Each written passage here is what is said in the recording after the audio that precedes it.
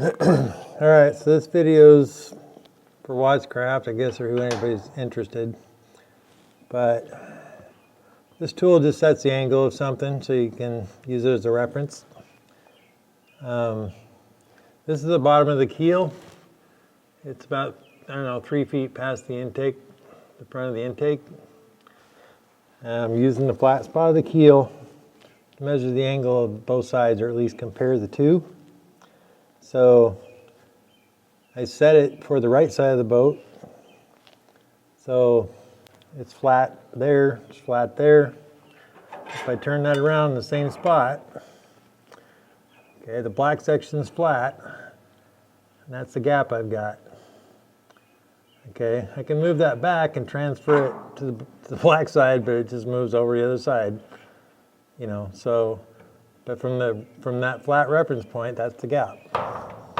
If you can see it, you know, in here, there's over 1/8 of an inch. It's probably 3/16, maybe, you know, right in there. So,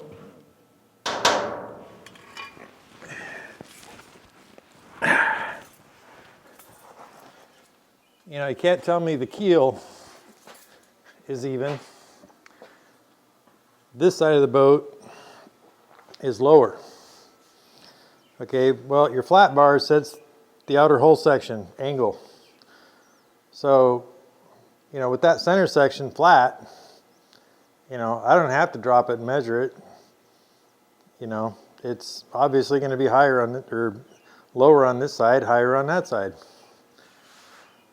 Okay, well, if that sets the angle of your outer hull section, how are your sides meeting at the transom going to end up the same heights in the front? They're not, which they don't. And even when I get these side panels pulled together, I set that lid on there and it's obvious, because you can see the uneven gap here. So, yeah, the hole's twisted, but it's not from not blocking it up right and setting it square. The hole's twisted because the keel's screwed. You know, like I suspected. I should have got underneath it and done that before. But I don't know how bad it is in the front. Maybe worse. It may be a gradual change all the way forward. You know, the fab shop fixed the back for me, and they squared that up with the transom angles. At least made them equal. But, you know, how do you rebend the front of this where you have no flat spot? That's not easy to rebend. You know, essentially you got to put it in a press and try and press it down. You get your bends right the first time, or you're probably not going to get them right. You know, or you're going to have a booger of a time even for a fab shop to fix it. So I think the fab shop did their best job. They just couldn't simply correct that. Certainly not in a break. You know, I mean, maybe using a press and some jigs or some blocks, I don't know. But they only charged me $40. I think they just fixed the back.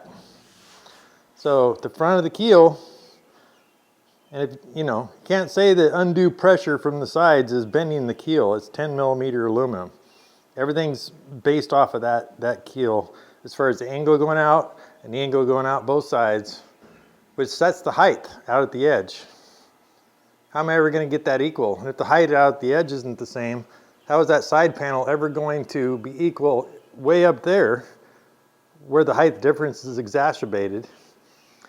You know, and apparently when you're putting these front end pieces together, you're putting things under stress. This over here being lower, you know, somehow transfers to the other side. Because when you're peeling things together, putting pressure under them, you know, if you push down on one side, the other side comes up, kind of a thing. Well, if I got to push down on that side a lot harder, I don't know. I mean, obviously the bends on the sidewalls aren't right either. So, you know, maybe I'm fighting that too.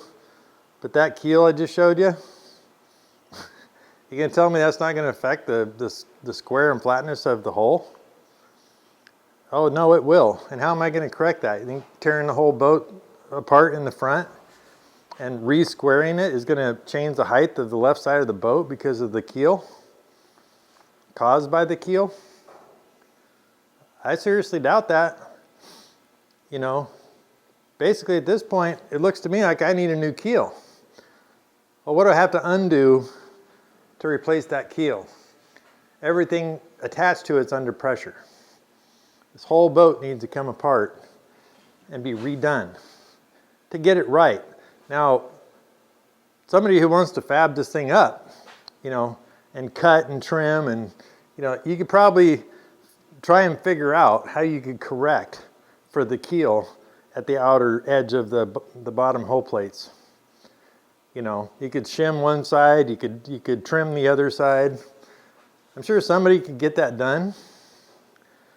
But you know, you don't pay $8,500 for a boat kit and parts to put your boat together expecting to have to do that.